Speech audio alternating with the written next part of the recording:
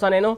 Right, ఇంకా అసలు urea కష్టాలపై మనతో పాటు మాట్లాడేందుకు మాజీ ఎమ్మెల్యే పెద్ది సుదర్శన్ రెడ్డి ఫోన్ లైన్లో మనకు అందుబాటులో ఉన్నారు. సుదర్శన్ రెడ్డి గారు నమస్తే అండి. నమస్కారం అండి. సార్, ఏంటి ఈ యూరియా కష్టాలు అన్నీ కావు, రైతుల పైన లాఠీ చార్జ్ ఒకవైపు జరుగుతోంది, అలాగే రైతులు నిరసన వ్యక్తం చేస్తున్నారు, ఒకరిపైన ఒకరు తోపులాటలు జరుగుతున్నటువంటి పరిస్థితి. ఇప్పుడు కాంగ్రెస్ పార్టీ రైతులను ముష్టి వాళ్ళ కంటే హీనంగా చూస్తుందండి. కాంగ్రెస్ ప్రభుత్వము వస్తే ఏదో ఉనగూర్దని చెప్పి ఆశపడ్డటువంటి రైతుల నట్టేట మట్టి కొట్టారు. ముఖ్యంగా రైతాంగం, ముఖ్యంగా గిరిజన తండాలు ఎక్కువ ఉన్నటువంటి వరంగల్ జిల్లా నర్సింపేట లాంటి ప్రాంతంలో ఇవాళైతే రైతులు 2-3 రోజులుగా రోజు క్యూ లైన్లో నిలబడడం, పొద్దున ఎప్పుడు అర్ధరాత్రి 2-3 గంటలకు వచ్చి సాయంత్రం వరకు ఎదురు చూసిన తర్వాత కూడా ఒక యూరియా బస్తా కూడా ఇవ్వకుండా నిరాశల మధ్య మళ్ళీ తిరిగి వెళ్ళడం, ఇట్లా 2-3 రోజులుగా ఎదురు చూస్తున్నటువంటి రైతులు ఇవాళ ఇస్తామని చెప్పి ప్రకటించి కూడా ప్రభుత్వం వచ్చినటువంటి రైతులకు కొట్లాడ పెట్టించింది. ముఖ్యంగా రైతులే మరి ఓలుకోలు నెట్టుకొని తోపులాటలు గురి కొట్టుకునేటువంటి పరిస్థితి దాపురించి చాలా దుర్మార్గం. ఇది రైతు సమాజానికి ఒక అవమానకరం. ఇది ప్రభుత్వము కల్పించినటువంటి కొట్లాడ తప్ప ప్రభుత్వము విఫలమై ఇలా రైతాంగం ఓలుకోలు కొట్టుకునేటువంటి పరిస్థితి రావడం అనేది చాలా బాధాకరం. ఇలాంటి పరిస్థితికి రేవంత్ రెడ్డి ప్రభుత్వం, కాంగ్రెస్ పార్టీ ఎమ్మెల్యేలు, అధికార పార్టీ ఎమ్మెల్యేలు వాళ్ళే దానికి బాధ్యత వహించాల్సిన అవసరం ఉన్నది. ముఖ్యంగా ఈ రోజు బుధరావుపేట, ఖానాపురం మండలం కూడా పాకాల ఆయకట్టు ప్రాంతంలో కూడా విపరీతమైనటువంటి తీవ్రమైనటువంటి మరి పోరాటం జరుగుతా ఉన్న యూరియా కోసం. ఏ ఒక్కడు కూడా ప్రభుత్వ తరఫున అధికారి కానీ, అధికార పార్టీ శాసనసభ్యుడు కానీ, లేదా మంత్రులు కానీ, జిల్లా కలెక్టర్ కానీ, వ్యవసాయ శాఖ అధికారులు కానీ ఒక్కరంటే ఒక్కరు కూడా స్పందించే పరిస్థితి లేని దుస్థితి ఇవాళ తెలంగాణ రాష్ట్రంలో పల్లెల్లో మనకు అవపడతా ఉన్నది. ఇలాంటి స్థితి గతంలో పూర్వపు ఏపీలో కూడా ఇంత దిగజారిన పరిస్థితి లేదు. అప్పుడు కూడా సమస్య తీవ్రంగా ఉన్నది, అప్పుడు కూడా ఇలాంటి బాధలు ఉన్నాయి. ఇలాంటి సీన్స్ చాలా చూశారు తెలంగాణ రైతులు. కానీ అంతకంటే దిగజారిన పరిస్థితి 10 ఏళ్ల తర్వాత ఇవాళ చూడడం అనేది చాలా దుర్మార్గం. ఇది అట్టల్ ఫ్లాప్ అయింది కాంగ్రెస్ పార్టీ యూరియాను సప్లై చేయడంలో, అంచనా వేయడంలో. ముఖ్యంగా సీజన్ ప్రారంభం కాకముందే గతంలో కేసీఆర్ గారు ముఖ్యమంత్రిగా ఉన్న కాలంలో మే నెల పూర్తి చివరి వరకు వచ్చేసరికి సీజన్ కు సంబంధించినటువంటి డిమాండ్ ఎంతైతే ఉందో ఆ డిమాండ్ ను దృష్టిలో పెట్టుకుని 40% మేర, అంటే సీజన్ కు సరిపడా 40% మేర నిల్వలు పెట్టుకునేటువంటి స్థితి గతంలో అడ్వాన్స్ ప్లాన్ లో కేసీఆర్ గారు ఉండేది. ఇవాళ ఆ ప్లాన్ చేయడంలో, అసెస్మెంట్ చేయడంలోనే కాంగ్రెస్ పార్టీ ప్రాథమిక దశలోనే వ్యవసాయ శాఖ అటల్ ఫ్లాప్ అయింది. ముఖ్యమంత్రి రేవంత్ రెడ్డి ఏ ఒక్కనాడు కూడా వ్యవసాయ సీజన్ ప్రారంభం అవుతున్నప్పుడు, వానాకాల సీజన్ ప్రారంభం అవుతున్నప్పుడు ఒక్కనాడు కూడా సమీక్షించిన దాఖలాలు లేవు. ఒకనాడు కూడా వ్యవసాయ శాఖ ప్రణాళిక పట్ల రాష్ట్ర స్థాయి రివ్యూ అనేది ఒకనాడు కూడా జరగకపోవడమే ఈ దుస్థితికి ప్రధాన కారణం. సరే, ఇంకొకటి ప్రధానంగా ఈ ఎరువులకు సంబంధించి, కొరతకు సంబంధించి ఈ నెలాఖరు వరకు రావని చెప్పేసి చెప్తున్నటువంటి పరిస్థితి.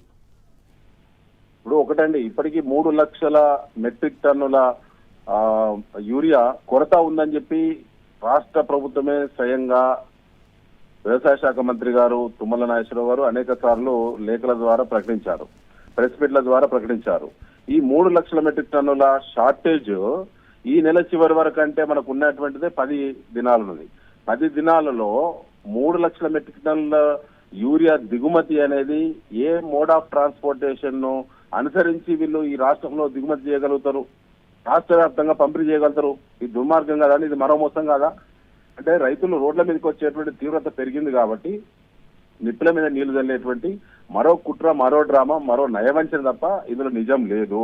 ఏదో అంటున్నారు ఇప్పుడు ప్రకటన చేసినట్టు వ్యవసాయ శాఖ మంత్రి గారు, ఏదో 40,000 50,000 మెట్రిక్ టన్నులు రాబోతుంది, కాంగ్రెస్ పార్టీ ఎంపీలు పోరాటం చేసిన ఢిల్లీలో. అంటే ఢిల్లీలో ఉన్న బీజేపీ పార్టీకి బుద్ధి లేదు, ఇక్కడ కాంగ్రెస్ పార్టీకి సిగ్గు లేదు. ఎందుకంటే వీళ్ళ 2 పార్టీల డ్రామాల మధ్యలో రైతులు మానసిక ఒత్తిడికి లోనవుతున్నారు.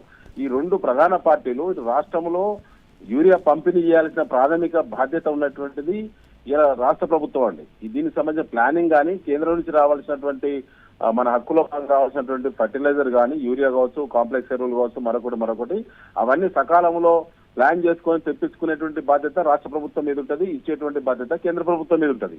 వీళ్ళు సీజన్ అంతా అయిపోయి ఇలా నెత్తి మీదకి సీజన్ వచ్చిన తర్వాత పంటలకు ఇవాళ వాడాల్సినటువంటి సమయం దాటి, సీజన్ దాటిన తర్వాత యూరియా వేయడం వల్ల పంట దిగుబడి పైన దాని యొక్క ప్రభావం చాలా తీవ్రంగా ఉంటది.